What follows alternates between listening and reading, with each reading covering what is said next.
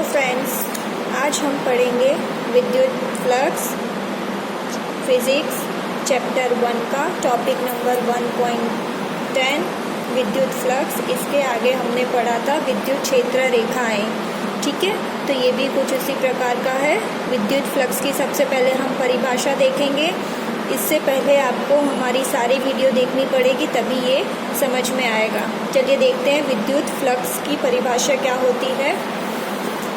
ये देखिए, विद्युत फ्लक्स क्या है। विद्युत क्षेत्र में स्थित किसी क्षेत्रफल से अभिलंबवत गुजरने वाली कुल बल रेखाओं की संख्या को विद्युत फ्लक्स कहते हैं।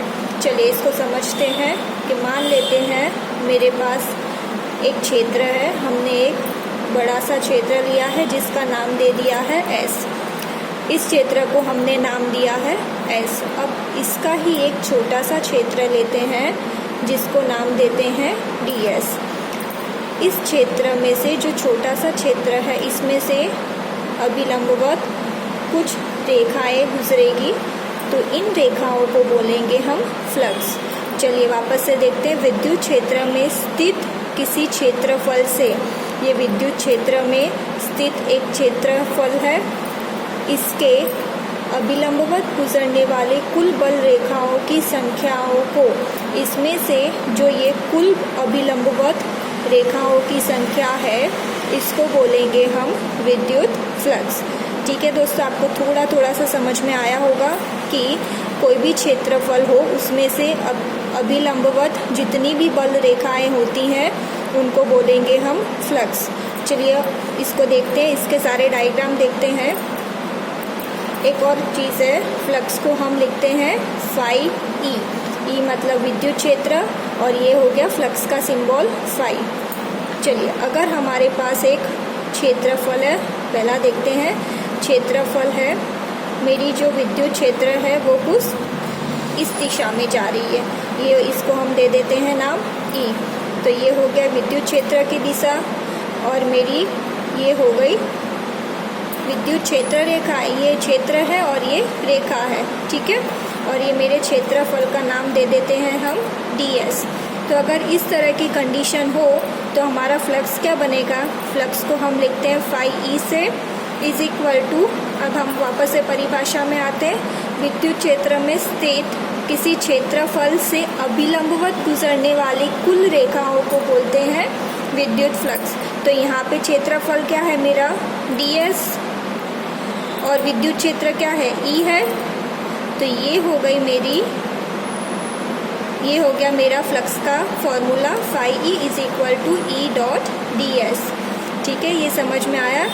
DS ये क्षेत्रफल, इस क्षेत्र में से अभिलंबवत रेखाएं गुजर रही है और क्या क्षेत्र है मेरा E है। तो ये हो गया E डॉट DS। अब इसी तरह से हम दूसरी कंडीशन लेते हैं। मान लेते हैं मेरे पास एक और क्षेत्र है, ये रेखा हो गई अभिलंबवत। अब किसी कारणवश यहाँ पे मेरा जो क्षेत्र है वो कुछ इस दिशा में है, E हो गया ये, और ये जो मेरा क्षेत्र है ये हो गया DS। तो यहाँ पे आप देख सकते हैं, यहाँ पे कुछ कोण बन रहा है थीटा का। फॉर्मूला इसी प्रकार होगा, phi E flux is equal to क्या होगा, क्षेत्रफल से गुजरने वाले कुल रेखाओं को बोलते हैं। तो यहाँ पे क्षेत्रफल हो गया मेरा DS, विद्युत क्षेत्र हो गया मेरा E, लेकिन यहाँ पे कोण थीटा बन रहा है, तो यहाँ पे क्या आएगा, यहाँ पे आएगा cos थीटा। क्या लिखेंगे हम यहाँ पे, cos थीटा। चलिए ये हो गया। अब यहाँ पे हम देखते हैं थीटा की कुछ भी वैल्यू हो सकती है, लेकिन हम अपने अधिकतम और न्यूनतम थीटा की बात करते हैं। तो यहाँ पे चलिए देखते हैं अधिकतम और न्यूनतम थीटा। मान लेते हैं मेरे पास एक क्षेत्रफल है, ये हो गई मेरी अभिलंबवत रेखा। अब मेरा विद्युत क्षेत्र कुछ इस प्रकार है E। क्षेत्रफल को नाम दे देते हैं DS। तो यहाँ पे आप देख सकते हैं कोण है वो 90 का बन रहा है। ठीक है, तो इसको ऐसे ही लिखेंगे, phi E is equal to E dot DS cos theta. कोण बन रहा है तो यही सूत्र आएगा, अब यहाँ पे थीटा क्या होगा, 90 है, तो E dot D S cos 90, हमें पता है कॉस 90 की वैल्यू होती है 0, तो ये हमें न्यूनतम फ्लक्स मिल गया phi E is equal to 0। तो न्यूनतम फ्लक्स कब होगा, जब हमारे थीटा की वैल्यू 90 होगी, तब हमें मिलेगा फ्लक्स की न्यूनतम वैल्यू।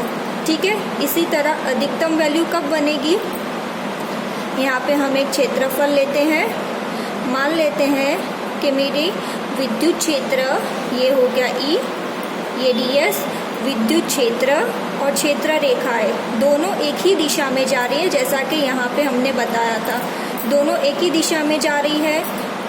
तो क्या होगा, यहाँ पे थीटा होगा 0, तो हम क्या लिखेंगे, phi E is equal to E dot D S cos theta, theta यहाँ पे 0 हो गया, तो E dot D S cos 0, हमें पता है कॉस 0 की वैल्यू कितनी होती है, phi E is equal to E dot D S. तो ये आ गई हमारी अधिकतम कीमत फ्लक्स की। ठीक है, न्यूनतम वैल्यू कब होगी, जब 90 होगा थीटा तब, और अधिकतम कब होगी, जब थीटा 0 होगा तब। एक और चीज़, हमने यहाँ पे थीटा क्यों लिया, क्योंकि हमें पता है कि जब इस दिशा में जाता है तो ये होता है साइन थीटा, और जब ऐसे जाता है तो ये होता है कॉस थीटा। ठीक है दोस्तों, हमें ये याद रखना है, हमें सिर्फ इतना ही याद रखना है कि जो क्षेत्रफल में से कुल रेखाएं अभिलंबवत कुल रेखाएं निकल रही हैं, उन्हें बोलते हैं विद्युत फ्लक्स। आई होप आपको समझ में आए, एकदम इजी है कि एक क्षेत्रफल में से जितनी रेखाएं अभिलंबवत रेखाएं निकल रही हैं वो होगी, उसे बोलेंगे हम विद्युत फ्लक्स। उसकी अधिकतम कीमत होगी ई डॉट टी एस और न्यूनतम कीमत होगी 0। ठीक है, ये याद रखना। इसके आगे के टॉपिक हम अपने नेक्स्ट वीडियो में देखेंगे।